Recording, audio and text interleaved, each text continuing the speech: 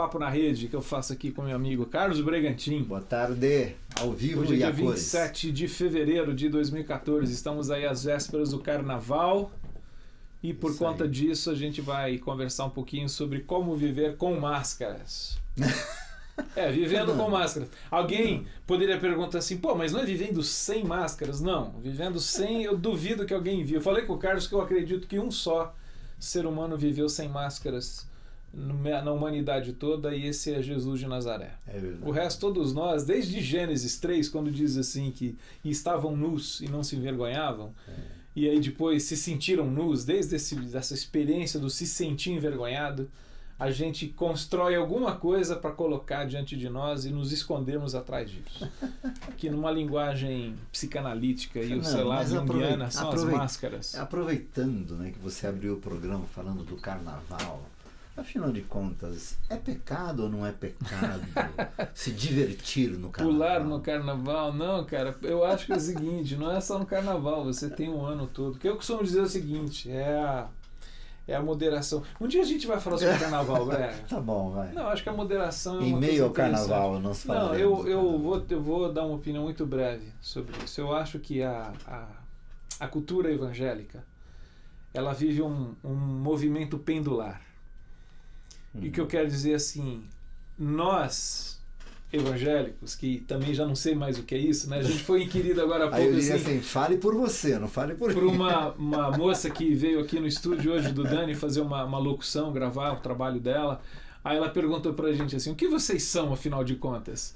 E a gente fez um certo mistério. Tá calor aqui em São Paulo, eu estou de bermuda, o Carlos Bregantin também está de bermuda. Ela falou, o que vocês são? Aí o Dani falou assim, não, eles são pastores. Ela olhou assim, mas de bermuda? Não, vocês não podem ser pastores de bermuda. Ainda há esse estereótipo, então, né, quando se refere a religiosa, a clérigos. Né? Então, aí eu acho assim, nós saímos, alguns ainda vivem, alguns não sabem onde estão, se é que saímos, de um contexto de não pode para quase tudo. E aí, por conta de uma experiência, de um discurso que se tem falado mais abertamente, acentuadamente sobre a graça, a liberdade, né? Em Cristo vocês são livres. Eu acho, Carlos, que assim, em alguns momentos, esse grande grupo que estava aprisionado num legalismo, num formalismo danado, sabe quando o adolescente que vive numa casa em que há uma série de regras, de cuidados e tal, aí ele passa no vestibular e vai estudar a faculdade lá em Belo Horizonte. Sai de São Paulo e vai lá, monta uma república, e aí assim ele não tem mais horário para chegar, ele é o pai e a mãe que vivem ali, então no primeiro ano ele se sente independente, assim, autônomo, né? Mas aí é aquela coisa assim, agora eu vou poder fazer tudo. Não, você até pode fazer tudo, mas cuidado para você não se arrebentar. Então você perguntou essa coisa do Carnaval, que eu acho, é uma opinião muito pessoal, que alguns saíram dessa coisa assim, nossa, não pode agora, mano, descobri que agora eu posso todas as coisas. Mas cuidado, nem tudo convém, nem tudo me edifica, nem tudo me faz bem. Então eu acho que é só essa questão, quer dizer, toma um pouco de cuidado, pensa, usa a sabedoria, o bom senso. Não esqueça alguns bons conselhos dos seus pais, dos seus amigos mais velhos. E assim, né, não peque contra você mesmo, né, no sentido de invadir a si mesmo, né? Sobretudo por quantas vezes de uma pressão social. Exatamente. Né? De fazer... Não cometa esses erros. Entrar em caminhos que eu acho que, olha, vai causar dor, vai causar... Não em você, às vezes em pessoas que amam você, então...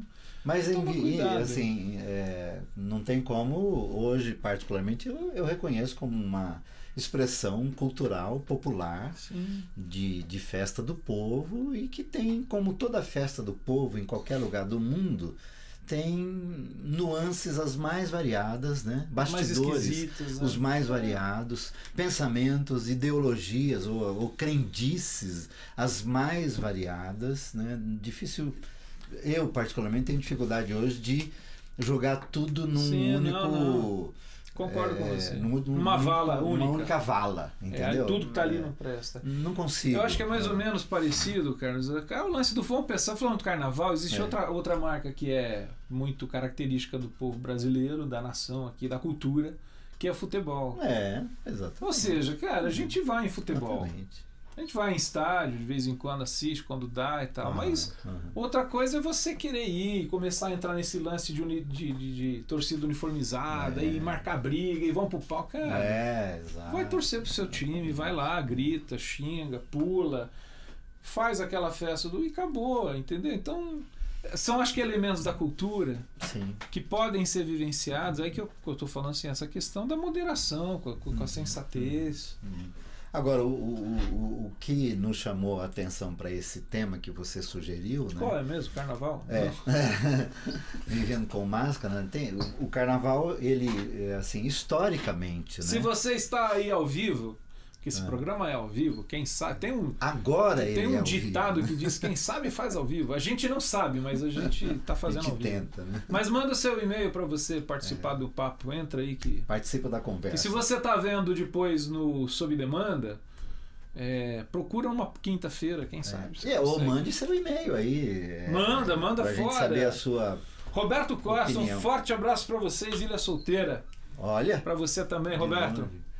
Mas o que eu ia dizer, Fernando, é assim, historicamente, né, o carnaval, ele tem ele ganhou, vamos dizer assim, essa conotação de que estes 3, 4 dias e noites, né, escolhidos, separados, né, para uma festa popular e com liberdade. Que antecede a quaresma. Isso, que passa, quer dizer, sai daquele processo de um jejum, de uma espécie de dedicação, né? Que na realidade vai começar, né? Quer dizer, a quarta-feira de cinzas ela marca o início desse período de resguardo, de preparo para a Páscoa. Exatamente, Então, assim, historicamente, não sou um historiador, né?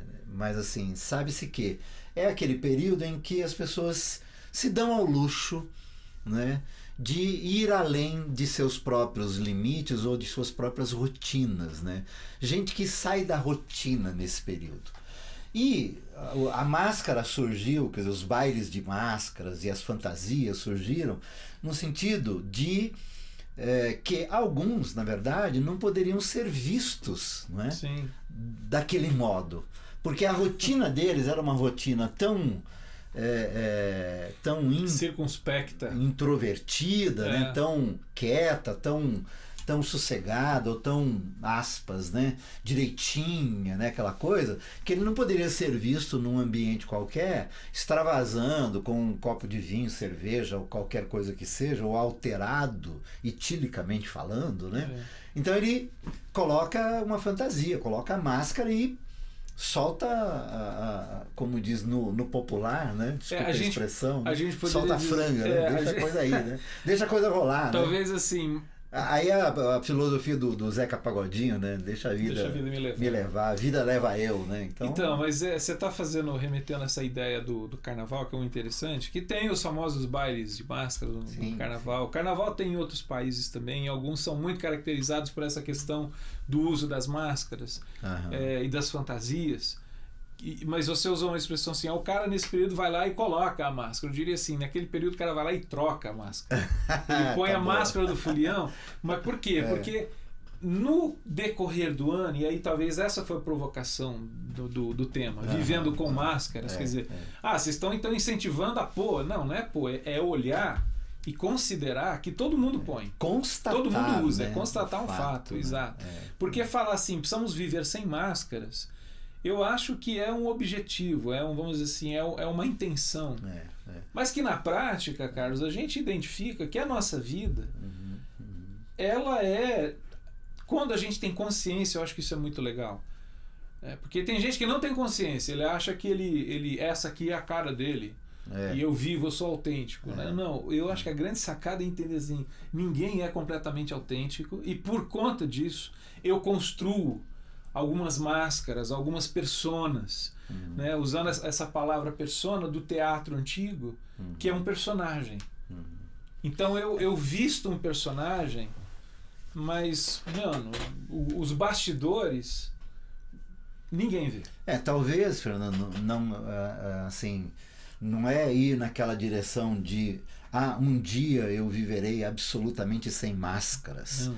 Mas penso eu, né, quando você fala de consciência, uma vez a minha consciência, e aí eu chamo até para aquilo que eu entendo que é a conversão, não é? A minha consciência cativa a Cristo, ela o tempo todo, ela vai me indicar as máscaras que eu estou usando. Ela vai me sinalizar quando eu estou usando máscara. Ela vai me indicar e sinalizar e dar os termômetros, né, de que eu passei dos limites em alguns momentos. Porque eu tenho para mim que ninguém suportaria a verdade o tempo todo. E é por isso que, na minha concepção e pensamento no que diz respeito à graça de Deus, o que é a graça de Deus diante de Deus? A graça de Deus diante de Deus é um anteparo. É Deus me olhando por uma outra lente. É Deus me olhando pelo seu Filho. Me oferecendo a verdade. Eu diria o seguinte, Carlos, me oferecendo a verdade, ao mesmo tempo com esse anteparo que não me faça ser consumido.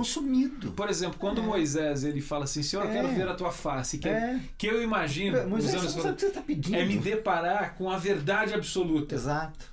E Deus fala assim, eu sou. Ele estava diante do eu sou. Tu vai morrer se você fizer isso. Olha o que você está pedindo. Então é interessante essa questão. Primeiro, a gente não está encorajando o uso da máscara. Em absoluto. Não, a gente está encorajando aqui a consciência de que nós fazemos uso Elas delas. existem. Né? A segunda, a gente não está encorajando a mentira e a falsidade. Não.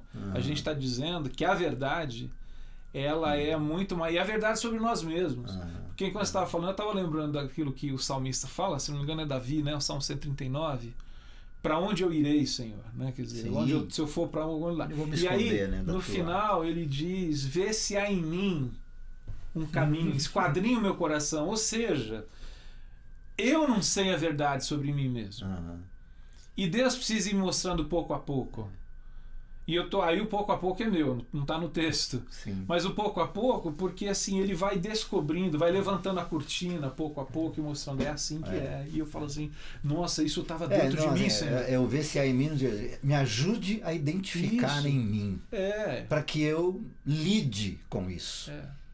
Tipo, o Senhor sabe, eu não sei. Eu desconheço o meu próprio coração. Então, identifica. Não é? E aí eu tenho uma fala que já assim, fui bombardeado quando disse isso a primeira vez, mas eu insisto em dizê-lo, né, de que a verdade sem graça é lei. E a lei tende a matar. E a verdade graciosa... Não porque a lei seja má. Não. Mas é porque nós somos pecadores. Porque diante dela não tem um sequer... Não tem um argumento. Que não se torne injusto e impuro. Não tem um argumento. Não há como. Você pode passar um dia, uma semana, um ano, quem sabe, ou como aquela experiência do motorista, né, que dirige na estrada, não é? E ele vai bem 1000 quilômetros, né? A hora que ele entra na cidade, ele está tão eufórico que ele entrou na cidade, que ele passa por um radar, num sinal vermelho, e o policial o para. E ele vai dizer assim, seu guarda, mas eu andei 1000 quilômetros. Sem cometer uma infração. Eu falei, pois é, lei é lei. Não importa o seu histórico. Diante dela, você está em delito o tempo todo. Não é? Então, assim, aí volta, né? Quer dizer, o Senhor identifica estas máscaras em nós, né? E ele aos poucos vai nos mostrando como nos livrar delas. Porque eu aí digo também que não é o que nós estamos encorajando aqui. De você viver com as suas máscaras eternamente. Não. Mas o tipo, vai tirando, né? As identifique. Né? A teologia... e vai tentando viver sem elas. A teologia da cebola, né? Vai tirando as cascas assim, pouco a pouco. Exatamente. E é um processo que faz chorar, cara. Exatamente. Exatamente. Que é, na verdade, talvez o melhor entendimento que se tem, né, desses processos que chamam nos meios religiosos de santificação, né, de santidade, né, que a gente tem que ler no gerúndio, né, é santificando. Né, o tempo todo. Quer dizer, esse é um processo que só vai terminar naquele último e glorioso dia. Né? Agora, quando você fala de santificação, aí eu fico pensando uma coisa, Carlos, assim, há experiências comunitárias, as igrejas, as comunidades, enfim, que por conta de uma ênfase tão grande e intensa nessa questão da santidade, a expressão da santidade, por não ser uma coisa natural nossa, eu acredito que ela é a ação do Espírito na nossa vida, é fruto do Espírito, né? Paulo diz lá. E eu acho que a melhor explicação do que é santidade é Gálatas 5, Paulo dizendo que é o fruto do Espírito. Alegria, paz, bondade, longanimidade, domínio próprio. Fruto com muitos sabores. Para mim isso é expressão de santificação. Esse caráter de vida que eu acho que é o caráter de Cristo sendo trabalhado em nós. Mas o fato é que a gente acaba fabricando uma santificação sintética, que aí eu chamaria de uma máscara da espiritualidade, uma santificação que é outro tipo, né? Que é exatamente. E talvez tem um relato na Bíblia que eu acho que exemplifica muito isso, que é aliás, Paulo cita isso. Ele toma isso como exemplo. Quando Moisés ele tem essa experiência de ver a bondade do Senhor, porque ele não suporta ver toda a glória do Senhor. E é uma experiência tão fascinante, Carlos, que o texto diz que o rosto de Moisés ficou que nem esses refletores aqui. Que a gente não podia olhar. Só que com o tempo foi desvanecendo. Ela não é permanente, né? E aí tem uma coisa, que para não atrapalhar as pessoas, Moisés punha um pano sobre a sua cabeça. E esse brilho foi desvanecendo. E aquele pano, que era a intenção de não atrapalhar o meu amigo, o meu irmão, ele se tornou em Moisés uma máscara. Porque já não havia mais brilho. Mas ele mantendo aquele pano, as pessoas ainda achavam que Moisés brilhava que nem um vagalume, assim, mas já tinha ido embora. Então, olha que coisa, a piedade, a experiência legítima, verdadeira de Moisés, com o passar do tempo, ela se torna um artifício. Então eu acho que esse é o grande perigo assim, dessas comunidades, dessa vivência comunitária. Não é, porque não é dessas comunidades, porque isso não é próprio de uma ou de outra. Em qualquer lugar você pode vivenciar especialmente isso. Aquelas que tendem a uma espiritualidade padronizada, a uma santidade padronizada, né? a uma transcendência padronizada. Então qualquer um que destoe disto, né? Está fora, mas e ele se sente tão ameaçado em tirar esse véu, e as pessoas falando assim, pô, não tá brilhando mais? Aí ele pega e põe de novo, fala, deixa eu ficar com ele. E aí é o lance da mascarização da caminhada cristã. Eu vou ficar aqui, porque quando eu ameaço mostrar um pouquinho como de fato é um pouco da minha face, porque não dá para mostrar tudo, ninguém faz isso. Pô, as pessoas se assustam. Falta graça, acolhimento. Uma coisa que chama atenção, Fernando, assim, o apelo que se ouve, e se ouve muito e se lê muito por aí, especialmente hoje nas mídias, né? Você vê muitas falas. Daniel, acho que Dani, traz uma água, por favor. Copo de água. Você é o o Daniel Choi aqui, Tô congestionado. Ele produz, ele patrocina. Aliás, se você quiser patrocinar, manda um e-mail pro Dani que ele te indica como. Eu devia ter trazido Ele é o técnico, ele é o caboman, ele é o cameraman, ele é o garçom, é o cara do café. Esse é o Daniel Choi. Mas E da água também. E o homem da água. Obrigado. Valeu, Dan. Mas esse apelo do tirar a máscara e do viver não hipocritamente, é muito comum você ver, né? Não gosto de gente hipócrita. Não suporto a hipocrisia. Vocês nunca me viram dizer isso e nunca me viram escrever sobre isso. eu não me atrevo a isso. Porque todas as vezes que eu vou ter claro alguma coisa sobre isso, ou falar alguma coisa sobre isso, eu olho para mim mesmo, aí o que está dentro de mim diz assim, sobre o que você vai falar mesmo? Sobre o que você vai falar mesmo? E aí, à medida que eu ouço essa voz dentro de mim, eu vou para dentro de mim e começo a tentar tirar de mim, de dentro de mim, as máscaras que eu tenho, as hipocrisias que são minhas. Sim. Né? E aí, e por que eu estou dizendo isso assim? Porque às vezes as queixas e os reclamos para que todos vivam sem máscaras é de que os queixosos,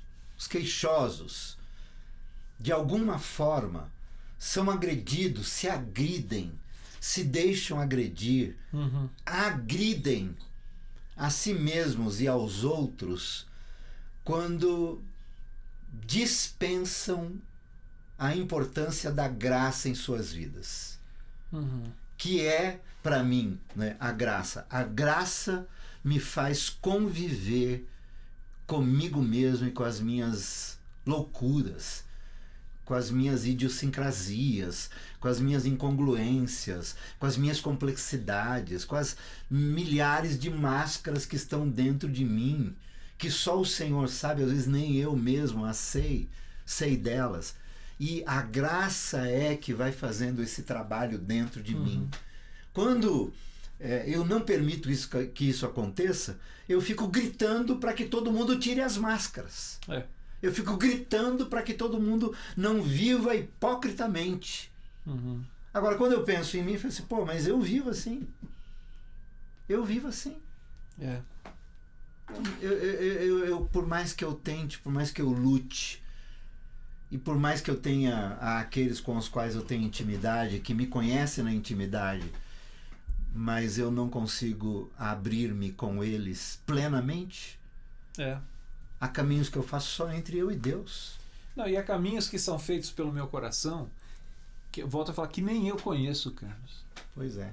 Por isso que eu acho que a oração de Davi, ela é de um significado. Senhor, olha para dentro, esquadrinha o meu coração. Salmo 139 é maravilhoso. E vê se há em mim algum caminho mau. Quer dizer, essa compreensão de que eu posso esconder coisas de mim mesmo. Sim. Que só Deus, que por meio do Espírito Santo que habita os nossos corações, é capaz de discernir e de trazer à luz e ser tratado, né, com graça, com amor, com o cuidado que Deus tem. Sim. Agora, quando você usa a palavra hipócrita, eu estava lembrando, porque essa é uma palavra que Jesus usa. Sim. Né? No nosso texto do Novo Testamento, que vem escrito em grego, eu lembrei esse hipócritas, em que Jesus se refere aos religiosos, os fariseus, especialmente, é uma palavra grega que tinha uma conotação interessante. Aliás, ela ganhou uma conotação dessa pejorativa, eu diria, mas ela tinha um significado original interessante. O hipócrita era o ator do teatro. Entendi. É a palavra grega que é usada para designar um ator de teatro. Sei. Com o tempo, o que representa, passou a se referir a que ele representa. Então eu estou lembrando aqui, por exemplo, quando Jesus... Mateus 6 é muito significativo isso, porque ele fala do dar esmola, do orar e do jejuar. Sim. E eu acho que são 3 práticas que resumem em si a prática cristã. Outro dia a gente fala disso, mas orar, jejuar e dar esmola, que é o cuidado para com o outro, para com Deus e para comigo. Sim. E aí Jesus está falando assim, quando você dá esmola, não faça para os outros ver. Quando você orar, não faça para os outros verem. Quando você jejuar, não faça para os outros verem. Ou seja, não desempenhe um papel. Não represente. Quando você estiver fazendo essas coisas, não represente um papel. É isso aí. Não seja um ator num palco fazendo algo que na realidade é só um personagem.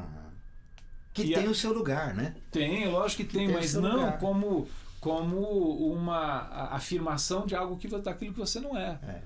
Então vou deixar de fazer? Não, a proposta de Jesus ela é diferente. Faça de modo que ninguém saiba. Não faça no palco. Não faça sobre os holofotes. Então, que ninguém veja. Inclusive você mesmo, porque quando ele diz assim, que a sua mão esquerda não sabe o que a gente está fazendo... É um exercício espiritual. O John Stott fala assim, que seja oculto do seu próprio coração que vai se vangloriar disso. Ninguém está vendo, mas eu estou vendo. Não use isso como que algo para ter o próprio benefício. Do tipo, viram o que eu fiz? Não use dessa forma. Não, e o Stott ele fala isso, viu, Brega? Assim, às vezes não preciso nem ter que alguém veja e diga assim. Ele fala, às vezes a tentação assim, putz, você viu o que eu fiz? Basta que eu saiba. Isso é bom pra caramba. É verdade. Então, basta que eu me torno público Sim. do meu próprio palco, do meu próprio ator. Que aí alimenta em nós aqueles males todos, né, chamados de egocentrismos ou egoísmos, ou presunções, enfim, né, que são, diria assim, né, dos piores pecados, né, que nós carregamos dentro de nós mesmos, né, que desemboca geralmente, né, na vida do outro, né, transborda, né, de um modo que desemboca na vida do outro, né, enquanto deveria não fosse assim, o que desembocaria na vida do outro seria bondade, amor, graça, misericórdia, compaixão, né, mas quando eu me deixo alimentar, né, e quando a minha mão esquerda, né, sabe o que a direita fez, e isso me torna um vanglorioso, né? Vanglorioso, né? No que eu me torno? Né? Jonadab Alves, abraço para você, Jonadab, que tempos atrás tomou um café com a gente aqui. Estou chegando na área, meus caros amigos. Sem a graça de Deus, o Evangelho, vida e tudo é sem graça. É isso aí. É isso aí, total. A gente necessita da graça de Deus.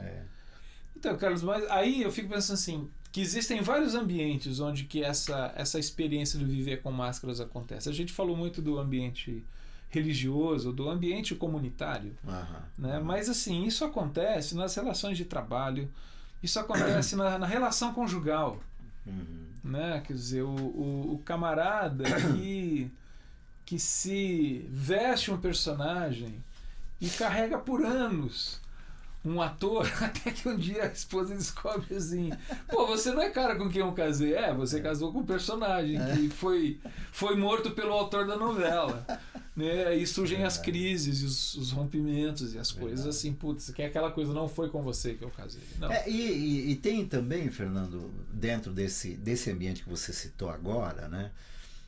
E que fique claro que nós não estamos aqui fazendo juízo de quem quer que seja, nós estamos levantando uma questão.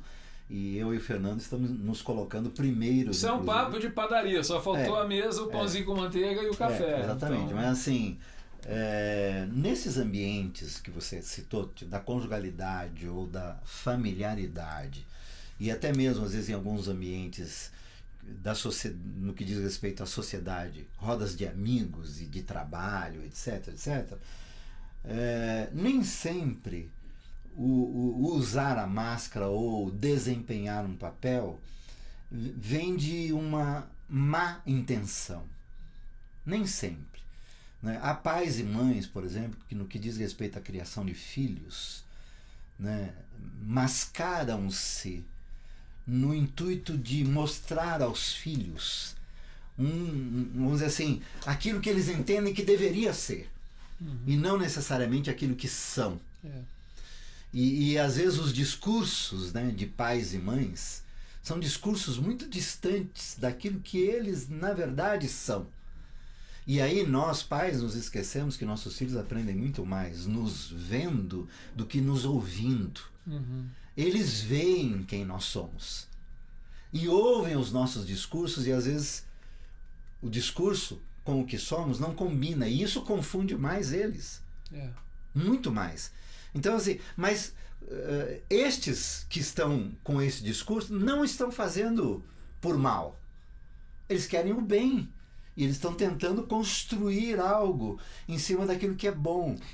Mas não, eu diria assim, nem sempre o resultado é o melhor, porque usou-se essa coisa que você falou, legal a sua explicação, não lembrava disso, acho que eu ouvi isso no seminário alguma vez, mas não lembrava, né? Mas assim, desempenhou-se um papel apenas, e não se viveu uma realidade, que aí é aquilo que às vezes eu tenho dito assim, por exemplo, uma comunidade cristã, né, estruturada, institucionalmente estruturada, faz de uma pessoa, às vezes, um bom marido, um bom pai, um bom presbítero, mas não necessariamente um bom ser humano. Uhum. Enquanto ele não for um bom ser humano, estes papéis ele apenas desenvolve como papéis. Mais cedo ou mais tarde... Eles são atuados. Exatamente. Não são vividos. Mais cedo ou mais tarde esse ser humano vai aparecer. Uhum. E se esse ser humano não foi sendo transformado, se não foi sendo mudado na sua essência, mais cedo ou mais tarde esse papel que está sendo exercido até de um modo que ganhe Oscars, entendeu? Mais cedo ou mais tarde as coisas vêm vai à tona. Quebrar. Porque ninguém consegue isso o tempo todo. É. Então esses são... Só estou colocando um pouco de pimenta na situação, porque assim, dá a impressão... então todo... Não. Quando você falou da questão das crianças, por exemplo, Carlos, eu acho assim... que é uma questão de que você precisa ter muita sabedoria. E aí não é uma questão de viver com máscara. O que eu estou querendo dizer é assim... nós vamos estar conscientes de que usamos máscaras. Desempenhamos papéis. Sim. Então... quando você falou da questão do casal que tem que lidar com filhos, com uma crise que está se vivendo e tal, ao mesmo tempo você precisa estar consciente de que, por exemplo, aquelas crianças que são os filhos, eles muitas vezes não estão preparados para ouvir e saber tudo que está acontecendo. Sim. Então isso não acontece, você vai contar tudo. Não, você precisa ter muita sabedoria para fazer um caminho, para lidar com essa realidade que está sendo vivendo, mas não dá para você, em dado momento, chegar às crianças que estão ali na plateia, você tirar a fantasia e as máscaras e dizer assim, filho, é assim. Não. Então, é isso aí que você está falando. Quer dizer, não é aqui uma conversa do vamos tirar... Primeiro, é identificar. Nós vivemos com máscaras, nós vivemos personagens. Depende de cada ambiente. Isso é louco, isso é doentio, assim como a vida é caótica, doentia, e precisa da graça, precisa da cura. E aí, à medida que você vai vendo, eu fico pensando, tem alguns espetáculos em que o ator, no final, quando ele usa máscaras ou quando ele usa uma fantasia, ele retira. No final do espetáculo ele retira, e aí a plateia aplaude e tal. É muito interessante pensar nessa experiência de que a gente vivencia tempos de uma experiência, cresce, amadurece, de modo que em dado momento aliás, o programa poderia ser vivendo com máscaras no sentido de que nós temos mais, né? Não é só uma. Não, tem muitas. Em dado momento, uma delas eu tiro. Então, assim, a daquele cara que vinha aqui na comunidade, no caso de uma igreja, de uma comunidade da fé, ou lá no círculo maior da família. Nossa, esse cara, gente boa. E tem um dia que eu falo assim, pessoal, queria dizer pra vocês uma coisa. Eu preciso confessar uma coisa pra vocês. Aí o cara se percebeu maduro, tratado nessa aspecto, e falou, essa máscara eu quero tirar. Ela não é minha. Isso não sou eu. Eu não tirei todas, mas essa eu queria confessar uma coisa para vocês. E aí alguns vão falar assim, nossa, mas eu não imaginava. Alguns vão se escandalizar, outros vão dizer assim, poxa, cara, que bom saber, porque eu também luto com coisas parecidas com você. E aí essa máscara foi pro armário. E o melhor, num desses momentos, que de repente a gente pode estar encorajando alguns aqui a esse tipo de atitude, né? Para mim, as palavras mais afetuosas, né, para momentos como este, né, é quando nós começamos a aprender com as nossas fragilidades. É quando nós começamos a nos tornar vulneráveis. Ou quando nós descobrimos a nossa vulnerabilidade. E isso não nos distancia do Pai Eterno, porque a melhor revelação do Pai foi quando ele se tornou vulnerável como ser humano. Foi quando ele se tornou frágil como ser humano numa manjedoura. Né? Foi quando ele experimentou, né, as fraquezas, né, da humanidade em meio a uma tentação, por exemplo. Entendeu? Então, assim, não, porque isso é uma ideia que às vezes passa pela cabeça daqueles que vivem maquiados a vida toda, de que tirando essa maquiagem, ele seria insuportável ou o outro não suportaria. Né? Não, é quando nós começamos a suportar a nós mesmos. Não é? E quando nós começamos a suportar a nós mesmos, identificando nossas fragilidades e vulnerabilidades, nós suportamos o outro e o outro também nos suporta. O ambiente vai ficando cada vez pior e mais carregado à medida que mais maquiagem e mais máscaras nós vamos utilizando. Chega uma hora que não se sabe quem é. Imagina um ator que se ele sai dali, não tira a máscara ou a maquiagem e vai para casa daquele jeito. Meu filho, quando foi terça-feira, né, que você conhece, sabe, ele é palhaço, né? Um dos papéis que ele desenvolve como ator é de ser palhaço de quando em quando, né? E foi segunda ou terça-feira, ele chegou em casa depois de um evento onde ele participou, maquiado, né? Com a maquiagem. Ele falou assim, pai, eu tava tava tão cansado, né? Que ele falou, eu vou tirar isso em casa, né? E ele chegou todo maquiado, né? Então, assim, não é meu filho, é um ator que chegou. É o personagem dele, né? Entendeu? Mas aí ele foi tirando, né? E em casa ele foi tirando, foi limpando, quer dizer, até que ficasse aquele que é o cara que eu conheço. Agora, olha que você falou, que bonito, cara. Você falou assim, meu filho chegou em casa, maquiado, e eu vi assim, esse não é o meu filho. Aí ele foi lá e começou a limpar, tirar o pancake todo e tal, e eu fui vendo, esse aqui é o meu filho. E aí eu recebo ele em casa. É isso aí. Cara, me veio na hora essa figura de Deus dizendo assim, para a humanidade. Tipo... Eu sei quem vocês são. Eu sei quem vocês são. Atrás dessa máscara, atrás desse creme, isso aí. Eu sei quem tá aí e eu amo quem tá atrás dessa máscara. É isso aí. Não, isso nos remete às imagens, né, que nós temos na mente, fruto dos poetas que nos ajudaram a interpretar a parábola do filho pródigo, né? Qual é a máscara do filho pródigo, né? É o discurso. Pai, pequei contra os céus, pequei contra o Senhor. Essas coisas assim. Não, eu diria meio que assim, né? E o pai assim, né? Tipo, você tá me contando alguma novidade? Tem filho? uma parte do discurso, não sei se você lembra, que ele faz um discurso bonito. Que eu acho que é o discurso da máscara. Sim. Pai, pequei contra os céus e contra ti, já não sou digno de ser chamado teu filho. Me contrate como um dos teus empregados. Olha. Que dá o Kenneth Bailey, não sei, que é um cara que escreveu um livro muito bacana sobre isso.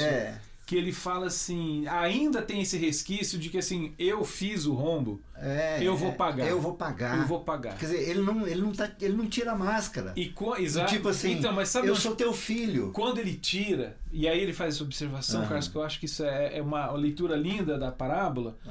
Quando ele volta para casa e vê o pai correndo, e o texto diz que ele o abraçou e o beijou, a máscara caiu. Porque ele diz, pai, eu reconheço que eu pequei.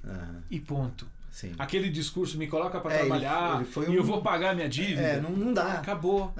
Até porque toda a atitude graciosa é do pai, né? Não é dele, né? E aí eu acho que o que a gente aprende para as nossas relações pessoais é a generosidade, a compaixão, a graça, o perdão. São atitudes que favorecem as máscaras caírem. Sim. Sem forçar. Por si só. É interessante que numa relação saudável ninguém pega assim na cara do outro e eu vou arrancar essa máscara. Não. É numa relação de tal modo que, cara, sabe aquela casquinha de machucado? Quando você arranca ela, sangra. Mas tem um momento que tem uma hora que no momento adequado ela cai. Não, é a máscara que cai, eu acho que esse ambiente ou mesmo, Fernando, você falou da casquinha da ferida, né? Ou mesmo o curativo que é colocado, né, para curar ou para ajudar na cura. Quer dizer, se você puxar de uma vez, você é capaz de arrancar a pele e provocar mais machuca mais ainda, né? Quer dizer, o ideal, quando você vê um profissional competente fazendo, o que ele faz? Ele umedece. Passa óleo. Na linguagem do Novo Testamento, untar com óleo as feridas. Unta com óleo. para que aquele exercício do tirar, né, a capa, a máscara, o adesivo, né, a maquiagem não seja dolorida, né? E aí, de novo, né, essa coisa de quer ajudar alguém a fazer isso, encoraje, não aponte o dedo, como você não tente arrancar, senão sai a pele, você pode tirar a pele junto, vai sangrar muito mais, e isso, o dano às vezes é muito maior. Então vai untando, vai encorajando, caminha junto, né? Uma hora do a máscara tipo, cai. ou assim, do tipo, talvez, né, Fernando, eu e você já quantas vezes já fizemos isso entre alguns de nós, amigos, nos nossos momentos de confessionário, né? Nós vamos, tá vendo? Ó, vou tirar aqui, ó, vou tirar o meu também. Vou tirar o meu também. Tenta aí. Sabe essa coisa? Do tipo, não é você que tem que fazer. Vamos fazer isso junto. Então quando escrevemos nossas confissões, quando lemos uns para os outros, né, as nossas confissões, dizendo assim, Fernando, tenta aí, vê se você consegue. Eu estou tentando aqui, estou conseguindo. Veio algo que eu nem sequer lembrava para arrancar essa máscara, essa maquiagem da minha vida. Quer dizer, não é um processo cirúrgico sem anestesia, que às vezes é o que se propõe, e pior, né, em público, né, em alguns casos, né? Vamos tirar a máscara em público. Eu não recomendo isso para ninguém. Eu tô lembrando que eu acho que é uma talvez um exemplo disso, Carlos. Quando Jesus fala para Pedro, você vai me negar. E aí o Pedro, assim, com aquele discurso, nunca, ainda que todos façam isso, eu não vou fazer. É um exemplo de uma máscara, essa coisa assim, eu sou o cara forte, eu tô contigo, eu sou fiel até a morte, Senhor. O senhor não me conhece. E Jesus fala para ele assim, olha, o galo não vai cantar 3 vezes, você vai fazer isso daí. E aí acontece todo o processo da negação de Pedro, o choro doído, e o reencontro com Jesus ressuscitado, em que, interessante que Jesus, a gente, com certeza, né? Com certeza não, mas quase com certeza, ele assim, eu te falei, cara. Não te disse? Eu não te disse, né? E Jesus, ele faz uma pergunta para Pedro. Pedro, você me ama?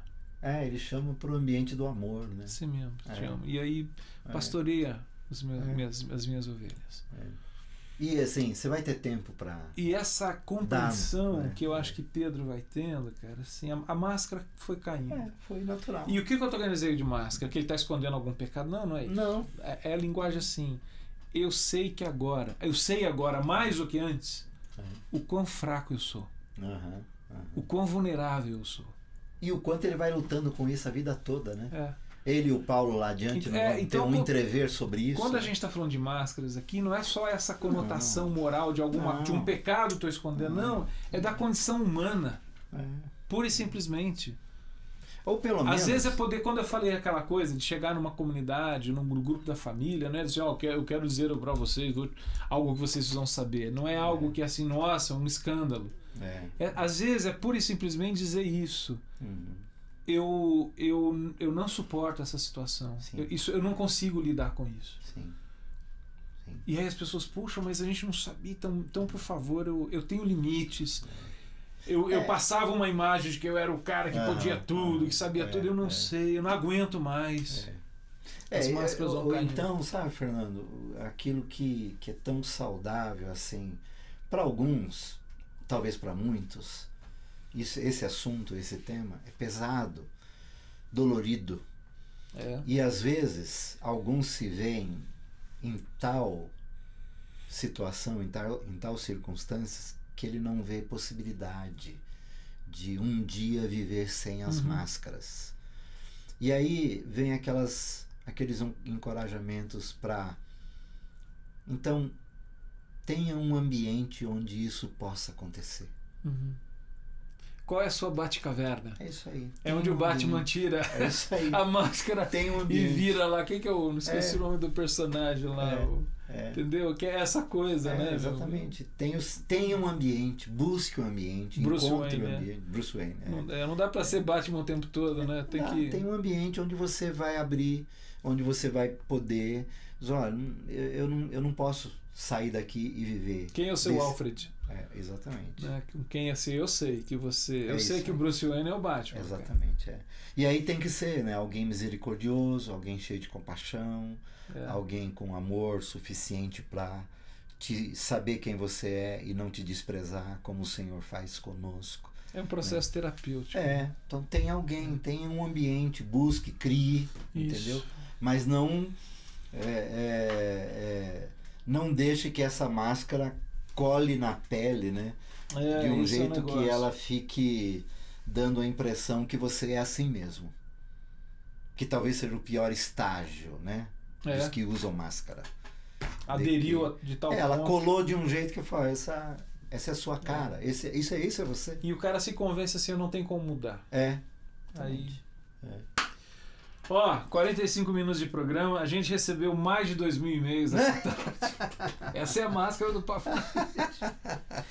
Legal, o Jonadab e o Roberto lá de Ilha Solteira. Milhares de pessoas estão vendo e ouvindo esse programa e estão tirando a máscara. É isso daí. Pessoal, aproveita o feriado, descansa, sem exageros, bom senso, cuidado na estrada. Se você for ficar no Estou indo para Brasília, se tiver alguém de Brasília aí nos vendo e ouvindo, estou por lá. Estou indo para casa. Períodos de ficarei em casa. Chamados de carnaval. Mas é isso aí. Próxima quinta-feira, se Deus quiser, a gente volta com um papo na rede aqui. Tá. Valeu, gente. Abraço. Tchau.